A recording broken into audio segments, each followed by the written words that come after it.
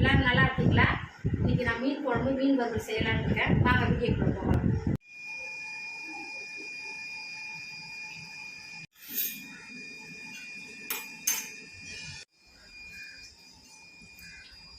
தேவையான அளவுக்கு மிளகாய் பொடி, உப்பு தேவையான அளவு. மீன் வறுவலுக்கு கார்ன்ஃப்ளவர் மாவு 1 ஸ்பூன் போட்டுக்கிறேன். இப்போ மீன் மசாலா நீங்கள் தனியாக அரைச்சி வச்சுருக்கீங்க. ஆமாம், நான் அதையே கலந்துக்கிட்டீங்க. அதை கலந்துக்கிட்டேன். கார்ன்ஃப்ளவர் மாவு 1 ஸ்பூன் போட்டுக்கணும். சரி, இப்போ இது ஊறணும். நல்லா ஊற வச்சுட்டு நம்ம மீன் குழம்பு இப்போ ரெடி பண்ணலாம். சரி, ஓகே. மீன் குழம்பு வைக்கிறது எப்படின்னு பார்க்கலாம். கொஞ்சம் எண்ணெய் ஊற்றிக்கோங்க. என்னம்மா போடுற? வடகமா? மீன் குழம்பு டேஸ்ட்டாக இருக்கும். வடகம் பொரிஞ்சிடுச்சு. பச்சை மிளகாய் ஒரு 6 எடுத்துக்கிட்டேன். இப்போ வெங்காயம் போடுறேன்.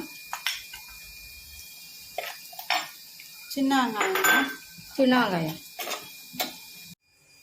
மீன் குழம்புக்கு ஒரு நெல்லிக்காய் அளவுக்கு புளி எடுத்துக்கிறேன். மீன் குழம்புக்கு தேவையான அளவு உப்பு. தக்காளி போட்டுக்கலாம். எத்தனை தக்காளி? 2 தக்காளி. சின்ன வெங்காயம் ஒரு 1/4 கிலோவா? 100 வெங்காயம் போதும். 100 வெங்காயம். தக்காளி வதங்கிடுச்சு. கருவேப்பிலை கொஞ்சம் போட்டுக்கலாம். இப்போ புளி கரைச்சலை ஊற்றிக்கலாம்.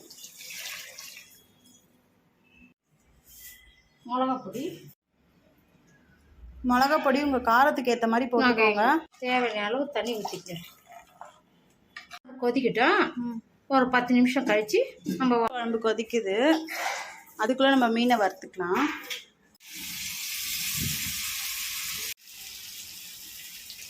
இப்போ பார்க்கலாம்.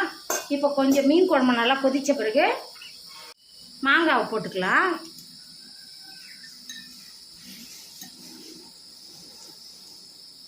மாங்காவை போட்டு ஒரு கொதி வந்த பிறகு தான் மீன் போடணும். ஏன்னா மீன் குழஞ்சிடும்.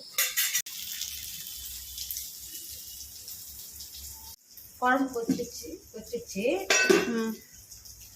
இப்போ நம்ம மீனை போடலாம். மீனை போட்டாச்சு. ஒரு கொதி லைட்டாக ஒரு கொதி வந்த பிறகு மீனை அடுப்பு ஆஃப் பண்ணிடலாம். மீன் குழம்பு இப்போ கொதிச்சிருச்சு, ரெடி ஆகிடுச்சு. அடுப்பு ஆஃப் பண்ணிடலாம். மீன் குழம்பு ரொம்ப டேஸ்ட்டாக இருந்தது. இதே மாதிரி நீங்களும் சமைச்சு சாப்பிட்டு பாருங்கள் ஃப்ரெண்ட்ஸ். உண்மையாலுமே ரொம்ப டேஸ்ட்டாக இருந்துச்சு.